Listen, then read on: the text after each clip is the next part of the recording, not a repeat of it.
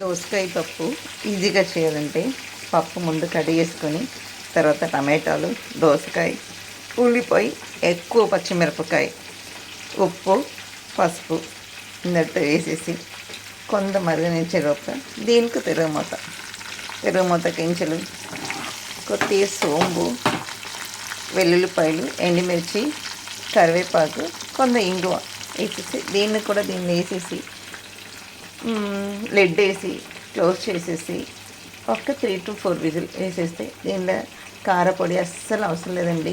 మిర్చిలో ఉన్న ఘాటు తిరుగుతుంది. టమాటా కూడా ఎక్కువ వేసుకున్నప్పుడు టేస్ట్ కూడా చాలా బాగుంటుంది. పిల్లలు కూడా ఈజీగా తినగలుగుతారు.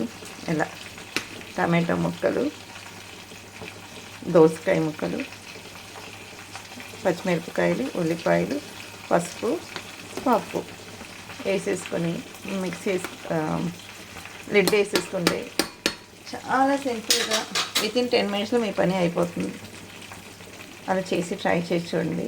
ఒకవైపు నాకు ఎగ్ బాయిల్ అవుతుంది, మా పాప స్కూల్కి రైస్, ఇంకా మిల్క్ బ్యాలెన్స్, రసం ఆల్రెడీ చేసేసాను కాబట్టి. సో ఇది ఇవాళ మా ఇంట్లో లంచ్.